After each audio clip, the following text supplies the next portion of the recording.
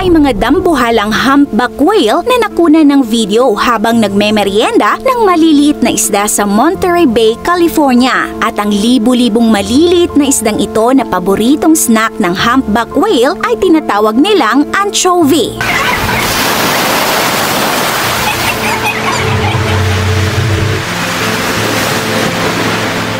Nakakamangha namang pagmasdan ang pagtalon ng humpback whale. Ang behavior na ito ay tinatawag nilang breaching. At nagulat ang mga turista nung bigla nalang nag-breach o tumalon sa kanilang harapan ang napakalaking balyenang ito.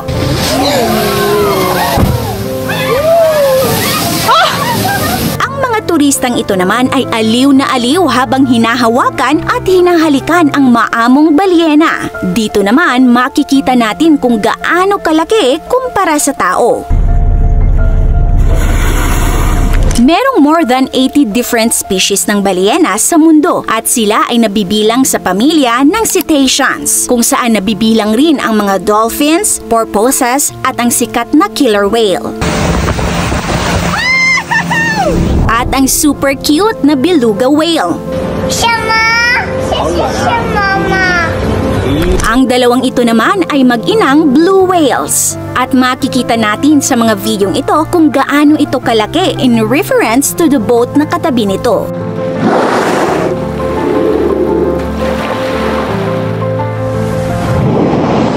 At alam nyo ba, ayon sa National Geographic, ang blue whale daw ang pinakamalaking hayop na naitala sa kasaysayan ng ating planeta. Mas mabigat at mas malaki pa ito sa pinakamalaking dinosaur na nabuhay noon. Ang pinakamahabang blue whale na naitala sa Guinness World Records ay umabot sa 110 feet. Mas mahaba pa ito sa standard NBA basketball court. At ang pinakamabigat na na-record ay umabot sa 190,000 kilograms.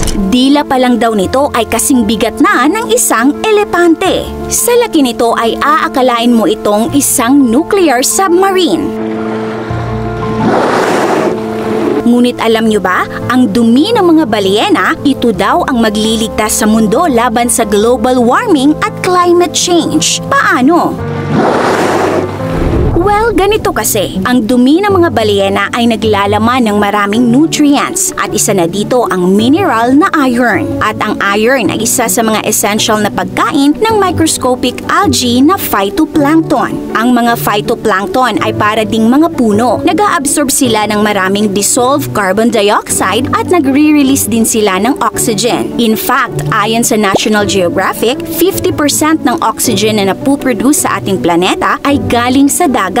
Galing sa phytoplankton photosynthesis. Amazing, di ba? Ang excess amount ng carbon dioxide ay isa sa mga dahilan ng global warming. So kung mas maraming balyena, mas marami ang kanilang dumi. Mas dadami ang mga phytoplankton sa karagatan at mas maraming carbon dioxide ang maa-absorb nila na siyang makakatulong sa problema natin sa global warming at climate change. Dagdag pa dyan, ang katawan mismo ng mga balyena ay nagtatrap din ng maraming carbon dioxide. At kapag namatay sila at lumubog, ay dadalhin nila ang carbon sa ilalim ng karagatan. Narito naman ang nutrient cycle ng mga balyena at phytoplankton. Ang mga phytoplankton ay nagiging pagkain ng maliliit na hayop sa dagat gaya ng krill. At ang mga krill naman ay isang pangunahing pagkain ng iba't ibang hayop sa dagat. Kasama na dito ang mga balyena. Sumisisid ang mga balyena sa ilalim ng dagat upang mag-hunt ng krill. At inilalabas nila ang kanilang dumi na puno ng sustansya at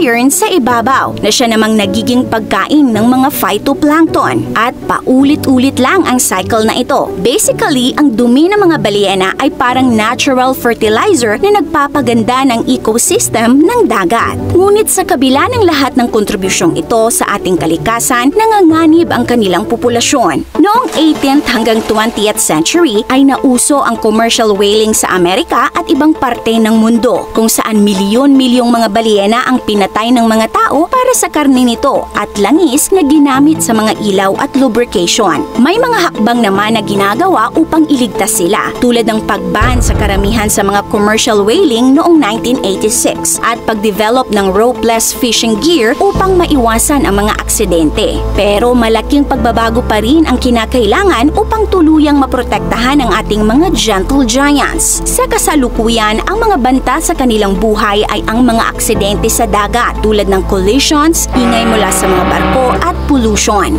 At marami din ang nai-entangle sa mga net na nagre-resulta ng pagkamatay. Although ang populasyon ng ibang whale species gaya ng blue whale ay unti-unting nakaka-recover, ngunit meron namang iba na nanganganib na maging extinct.